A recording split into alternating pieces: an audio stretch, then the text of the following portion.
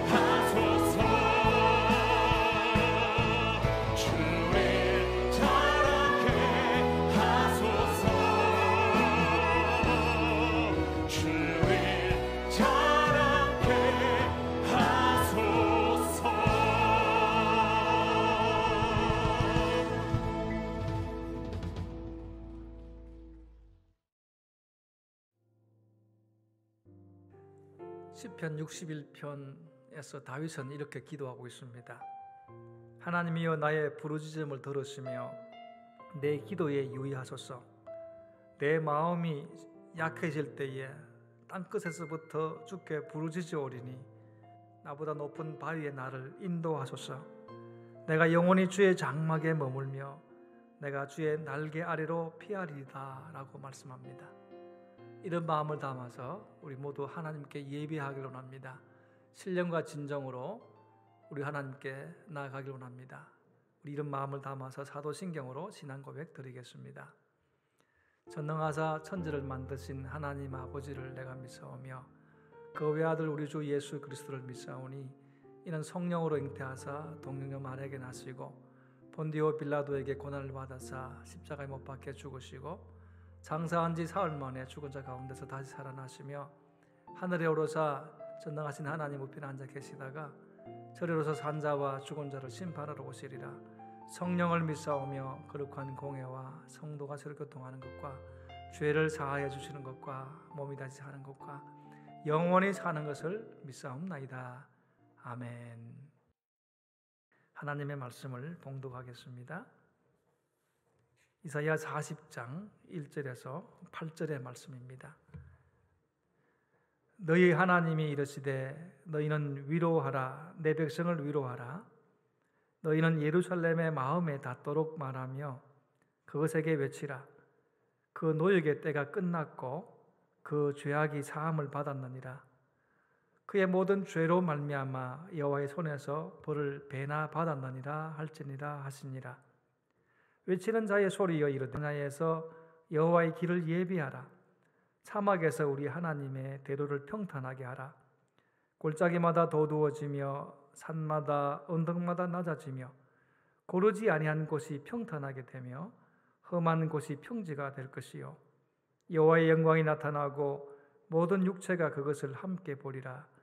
이는 여호와의 입이 말씀하셨느니라. 이르되 외치라. 대답하되 내가 무엇이라 외치리까 하니 이르되 모든 육체는 풀이요 그의 모든 아름다움은 들의 꽃과 같으니 풀은 마르고 꽃이 시들면 여호와의 기운이 그 위에 불미라. 이 백성은 실로 풀이로다. 풀은 마르고 꽃은 시드나 우리 하나님의 말씀은 영원히 서리라 하라. 아멘. 오늘 읽었던 말씀을 가지고 내 백성을 위로하라라는 제목으로 함께 은혜를 나누고자 합니다. 여러분, 이사야서는 모두 몇 장으로 되어 있지요? 66장입니다. 신구약 성경도 모두 66권이지요. 이사야서가 크게 두 부문으로 나눠 있는 것처럼 성경도 신약과 구약으로 나눠져 있습니다. 이사야서의 전반부는 1장에서 39장까지입니다. 구약도 모두 39권이지요. 이사야서의 전반부의 내용은 구약적이고 율법적입니다.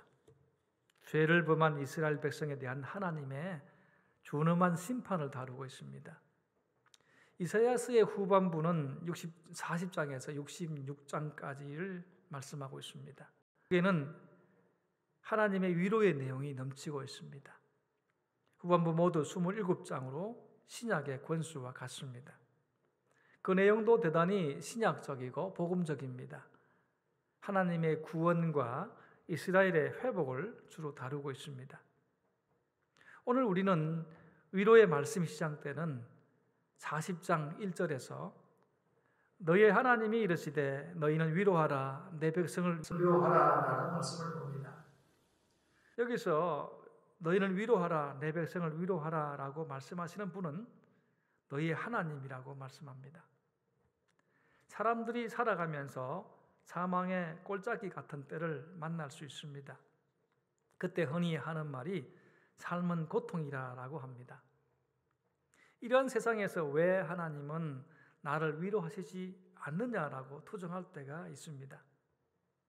우리가 사망의 꼴짜기에서 두려워하는 주된 이유는 하나님을 잘 알지 못하기 때문입니다.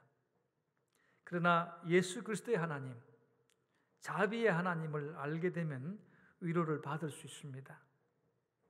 이사야 선지자는 바벨론에서 포로 생활을 하는 이스라엘 백성을 염두에 두고 너희 하나님이 이르시되 너희는 위로하라 내 백성을 위로하라 라는 말씀을 전하고 있습니다. 하나님께서 자신의 종들 곧 선지자들에게 이스라엘 백성을 위로하라 라고 2번이나 말씀하고 있습니다. 이방 땅에 걸려가서 포로 생활을 하는 이스라엘의 백성의 삶이 얼마나 고달팠겠습니까? 문자 그대로 하나님의 위로하심이 절실히 요청되었을 일입니다. 이스라엘은 하나님의 징계로 포로 중에 있습니다. 그러나 오늘 말씀은 너희 하나님이 내 백성을 위로하라 라고 하십니다. 하나님은 그의 백성을 어떻게 위로하고 계십니까? 첫 번째로 그의 백성의 죄를 용서해 주심으로 위로하십니다. 2절 말씀을 보십시다. 너희는 예루살렘의 마음에 닿도록 말하며 그것에게 외치라. 그 노역의 때가 끝났고 그 죄악이 사함을 받았느니라. 그의 모든 죄로 말미암아 하나님의 손에서 벌을 배나 받았느니라 할지니라 하시니라라고 말씀합니다. 하나님께서는 이스라엘 백성을 이제는 벌하지 않으실 것이라고 말씀하십니다. 오직 이스라엘 백성들에게는 하나님의 구원과 회복이 있을 뿐이라는 말씀입니다. 특히 너희는 예루살렘의 마음에 닿도록 말하며 그것에게 외치라라고 하십니다. 마음에 닿도록이라는 말씀은 마음의 정다이라고 되어 있습니다. 정다이라는 말의 사전에는 따뜻한 정이 있어 마음이 포근하게라는 의미라고 합니다. 하나님의 백성인 이스라엘 백성에게 위로의 말씀을 전해야 할 주의 종들이 강팍한 심정으로나 거친 말로는 위로를 전할 수 없기 때문입니다. 정다이 따뜻한 말로 마음에 닿도록 전하라고 했습니다. 또한 그것에게 외치라라고 하십니다. 확신에 찬 음성으로 소리를 크게 해서 외치라는 뜻입니다. 주의 종들이 이스라엘 백성에게 전해야 할 위로의 말씀이 무엇입니까? 3가지로 말씀하고 있습니다. 첫째는 그 노역의 때가 끝났다고 했습니다. 여러분을 괴롭히고 있는 시련이 무엇입니까? 다 끝나는 축복의 역사가 있게 되기를 바랍니다. 둘째로 그 죄악이 사함을 받았다고 했습니다. 사유함의 은총이 여러분에게도 있게 되기를 소망합니다. 시편 32편 1편의 1절에 허물의 사함을 받고 자신의 죄가 가려진 자는 복이 있도다라고 말씀합니다. 여러분을 억누르고 있는 모든 죄의 고통에서 해방되시기를 주님의 이름으로 축복합니다. 세 번째는 그 모든 죄로 인하여 여호와의 손에서 벌을 배나 받았다고 했습니다. 충분하게 죄의 값을 지급했다는 말씀입니다. 그래서 신명기 33장 29절에 이스라엘이여 너는 행복한 사람이로다. 여호와의 구원을 너같이 얻은 백성이 누구냐? 그는 너를 돕는 방패시요 내 영광의 칼이시로다. 내 대적이 내게 복종하리니 내가 그들의 높은 곳을 밟으리로다 라고 말씀하십니다. 이제는 고통이 없습니다. 마음의 고통, 육신의 고통, 경제적인 고통, 전염병의 감염의 위험으로부터의 고통, 이 모든 것에서 완전히 우리가 치유함을 받고 깨끗하게 되고 회복되는 놀라운 역사가 여러분 모두에게 있게 되기를 주님의 이름으로 축복합니다. 누굽니까? 바울은 고린도후서 1장 3절에서 하나님께서 위로의 하나님이 되시는 이유를 설명하고 있습니다. 하나님 우리 주 예수 그리스도의 하나님이시요 자비의 아버지이시요 모든 위로의 하나님이시며 라고 말씀합니다. 바울이 강조하고 싶은 것은 우리가 예수 그리스도를 믿는다면 예수님의 하나님, 자비의 하나님, 위로의 하나님에게 정말로 위로라고 하는 사실입니다. 바울은 고린도서 1장 4절에서 우리의 모든 환난 중에서 우리를 위로하사 우리로 하여금 하나님께 받는 위로로서 모든 환난 중에 있는 자들을 능히 위로하게 하시는 이시로다라고 하십니다. 하나님은 우리를 환난 중에서 위로하시고 하나님께 받는 위로로서 모든 환난 중에 있는 사람들을 위로하게 하시는 분이시라고 말씀하고 있습니다. 이사야 66장 13절에 보면 어미가 자식을 위로함 같이 내가 너희를 위로할 것인즉 너희가 예루살렘에서 위로를 받으리라 라고 말씀하십니다. 또 시편 86편 17절에서 여호와여 주는 나를 돕고 위로하심이니이다 라고 말씀합니다. 이는 하나님은 위로의 하나님이시라는 말씀이지요. 모든 위로의 하나님의 은혜가 여러분에게 충만하시기를 기도합니다. 또 누가 위로해 주십니까? 예수님은 이 땅에 오셔서 병든 자들을 고쳐주심으로 위로해 주십니다. 예수님은 이 땅에 오셔서 죽은 자들을 살려주심으로 그 가족을 위로해 주셨습니다. 예수님은 소외된 자를 만나주시고 함께 식사하심으로 위로해 주셨습니다. 그래서 고린도후서 1장 5절에 그리스도의 고난이 우리에게 넘친 것 같이 우리의 위로도 그리스도로 말미암아 넘치는도다라고 말씀하십니다. 예수님은 문제를 가진 자들을 만나주시고 변화시켜서 새 사람으로 만들어 주심으로 위로해 주셨습니다. 예수님은 천국 복음을 전파해 주심으로 시리에 빠진 백성에게 위로해 주셨습니다. 또 누가 위로해 주십니까? 요한복음 14장 16절 이하에 내가 아버지께 구하겠으니 그가 또 다른 보혜사를 너희에게 주시라 영원토록 너희와 함께 있게 하리니 내가 너희를 고아와 같이 버려두지 아니하고 너희에게로 오리라 라고 하십니다. 보혜사라는 뜻은 위로자, 변호사라는 의미입니다. 보혜사 성령께서는 우리를 고아와 같이 버려두지 않겠다라고 하십니다. 여러분, 이보다 더 큰 위로가 세상에 어디 있겠습니까? 하나님은 그의 백성을 어떻게 위로하고 계십니까? 두 번째는 그의 백성에게 찾아오심으로 위로해 주십니다. 3절 말씀을 보세요. 외치는 자의 소리여 이르되 너희는 광야에서 여호와의 길을 예비하라 사막에서 우리 하나님의 대도를 평탄하게 하라 라고 하십니다. 위로의 하나님, 회복의 하나님께서 친히 예루살렘의 영광으로 찾아오시겠다고 하십니다. 그래서 그 길을 여호와의 길이라고 말씀합니다. 우리가 위로받기 위해서 해야 할 일은 오시는 길을 예비해야 하는 일입니다. 하나님이 지나가시는 대로를 만들어야 합니다. 그래서 그 길은 평탄해야 합니다. 평탄해져 있지 않는 우리의 모습은 서로 경쟁하고 비교하고 시기합니다. 그러나 하나님은 우리 마음을 평탄케 해서 회복시키시려 이 땅에 오십니다. 우리 마음에 오십니다. 그래야 우리가 위로를 받을 수 있습니다. 우리에게 해결되지 못한 죄가 남아있으면 하나님이 찾아오셔서 주실 위로를 경험할 수 없습니다. 광야와 같고 사막과 같은 우리 영혼에 하나님이 찾아오십니다. 그분을 맞이해야 합니다. 우리를 찾아주시는 역사가 있어야 위로가 임할 수 있습니다. 말씀의 길이 열리고 기도의 대로가 회복되어져야 합니다. 그렇게 하려면 우리 마음이 평탄해야 합니다. 4절에 골짜기마다 도두어지며 산마다 언덕마다 낮아지며 고르지 아니한 곳이 평탄하게 되며 험한 곳이 평지가 될 것이요 라고 말씀합니다. 여러분, 낮고 엄습했던 사망의 골짜기에 하나님이 오심으로 회복되는 위로의 역사가 일어납니다. 교만하여 높아졌던 영혼이 하나님의 임재로 깎여지고 낮아져야 합니다. 그래야 하나님의 위로가 임하여질 수 있습니다. 시편 126편에 여호와께서 시온의 포로를 돌려보내실 때에 우리는 꿈꾸는 것 같았도다. 그때에 우리 입에는 웃음이 가득하고 우리 혀에는 찬양이 찼었도다 라고 포로에서 돌아올 기쁨을 노래하고 있습니다.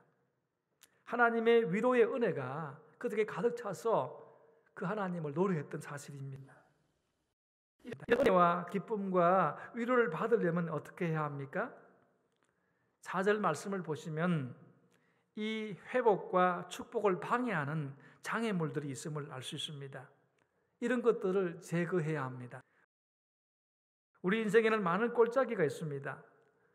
우리 인생에 드리워 있는 이런 골짜기를 메워야 합니다. 낙심의 골짜기, 절망의 골짜기, 자기 연민의 골짜기, 예배를 포기하고 싶은 골짜기, 기도를 하지 않는 골짜기, 봉사하고 싶지 않은 게으름의 골짜기들이 있습니다. 사망의 다 음침한 골짜기들입니다. 그리고 산과 언덕과 같이 높아진 자만들이 있습니다. 이와 같은 것들을 평지로 만들어야 합니다. 마음을 평지로 만들어야 합니다. 불평과 원망, 포기와 분노, 자기 연민, 상처와 쓴뿌리 같은 것들을 평지로 만들어야 합니다. 자기만 아는 이기적 교만과 남과 비교해서 자기 자랑에 빠진 것들을 평지로 만들어야 합니다.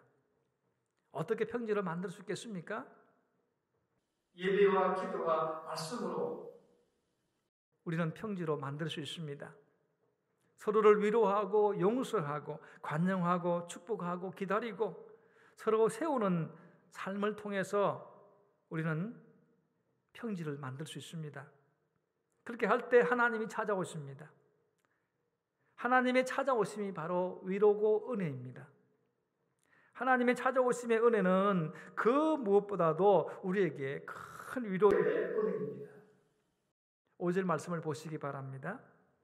여호와의 영광이 나타나고 모든 육체가 그것을 함께 보리라. 이는 여호와의 입이 말씀하셨느니라. 하나님께서 우리에게 위로해 주시기 위해서 왕의 모습으로 오신다고 말씀합니다. 그렇게 될 때에 모든 육체가 여호와께서 이 광야의 대류를 통해 예루살렘에 돌아오시는 놀라운 사건을 보게 된다고 하십니다. 왕이신 여호와께서 임하시는 영광을 모든 육체가 보게 됩니다. 이런 하나님의 찾아오심을 하나님의 영광이 나타나심이라고 말씀합니다. 이사야는 성전에서 왕이신 여호와의 영광이 온 땅에 충만함을 목격했습니다. 지금 성전은 멸망되어 사라졌습니다. 그런데 사라진 줄 알았던 여호와의 영광이 모든 육체가 그것을 함께 보리라라고 하십니다. 이런 위로의 역사가 있다라고 하십니다. 오늘 우리에게 하나님의 영광이 나타나도록 우리는 기도해야 합니다. 우리 삶의 목표는 하나님의 영광의 임재가 되어야 합니다. 이것이 교회의 목표입니다. 이 병든 대한민국을 고치려면 하나님의 영광이 나타나야 합니다. 하나님의 영광이 나타나면 모든 육체가 볼 수 있게 되기를 소망합니다. 하나님이 이 땅에 찾아주심으로 하나님의 위로와 치유의 은혜가 임하도록 우리 함께 기도해야 합니다. 하나님은 그의 백성을 어떻게 위로하고 계십니까? 세 번째는 그의 영원하신 말씀으로 위로해 주십니다. 6절 이하의 말씀을 보시기 바랍니다. 말하는 자의 소리여 이르되 외치라. 대답하되 내가 무엇이라 외치리까 하니 이르되 모든 육체는 풀이요 그의 모든 아름다움은 들의 꽃과 같으니 풀은 마르고 꽃이 시들면 여호와의 기운이 그 위에 불미라. 이 백성은 실로 풀이로다. 풀은 마르고 꽃은 시드나 우리 하나님의 말씀은 영원히 서리라 하라라고 하십니다. 여러분, 여기서 풀은 금방 자랐다 시들어버리는 1년생 채소나 풀을 의미하는 말입니다. 인생은 그가 가진 것을 아무리 자랑해도 그 힘이 아무리 강하다 할지라도 여호와의 심판의 기운이 불어닥치게 되면은 시들어버리는 연약한 풀과 같은 존재입니다. 특히 여기에서 육체는 극히 허무하고 덧없는 존재인 사람을 나타내는 말이기도 합니다. 또 하나님의 백성에게 고난을 가하는 대적을 상징하는 표현이기도 합니다. 이 말씀은 이스라엘 백성에게 있어서는 바벨론 제국을 상징한다고도 할 수 있습니다. 그래서 오늘 말씀은 사람의 육체가 영원히 강건하지 못하고 결국 연약한 풀처럼 시드는 것과 같이 바벨론도 영원한 철옹성이 아니고 언젠가는 무너져 버리는 모습을 보게 된다고 말할 수 있습니다. 그의 모든 아름다움은 들의 꽃과 같으니라는 말씀은 인간의 영광, 그 아름다움이 아무리 찬란하다 할지라도 잠시 피었다 얼마 못 가서 시들어버리는 꽃과 같다는 말씀입니다. 하나님을 의지하지 않는 인생의 모든 일이 얼마나 허망한 것인지를 나타내는 말씀입니다.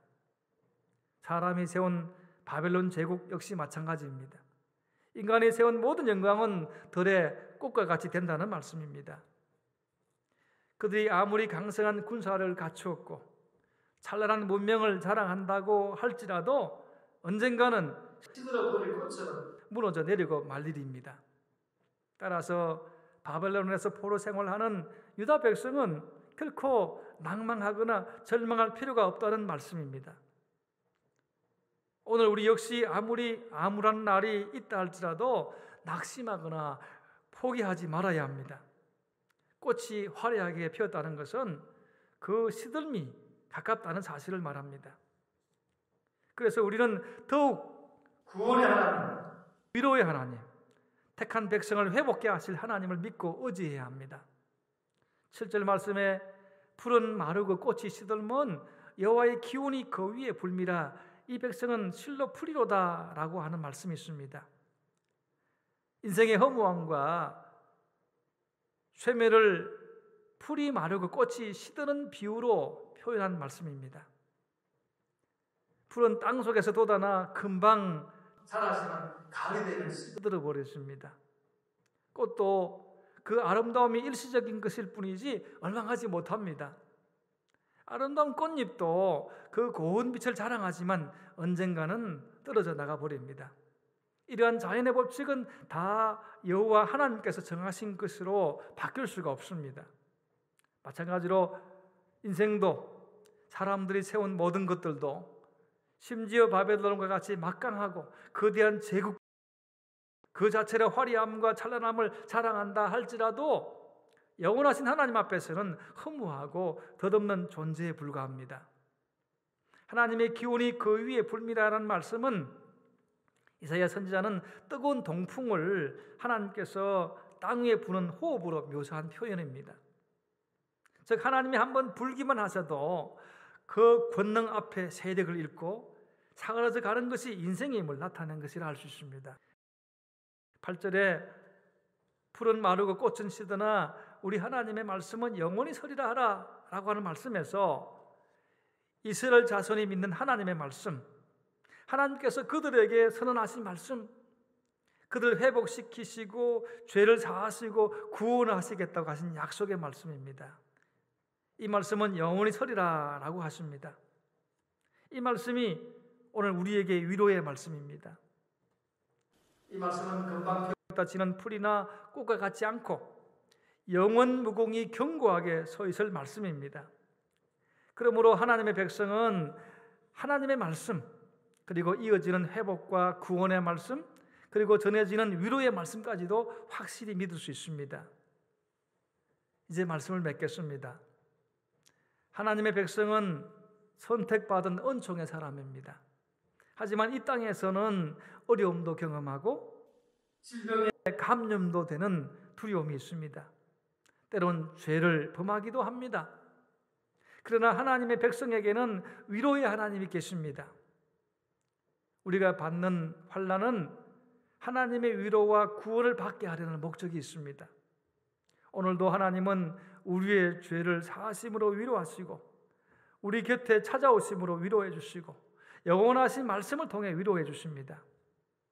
예수님을 우리에게 보내신 아버지께서 그의 백성을 오늘도 위로와 격려로 이 환난을 이기게 하십니다.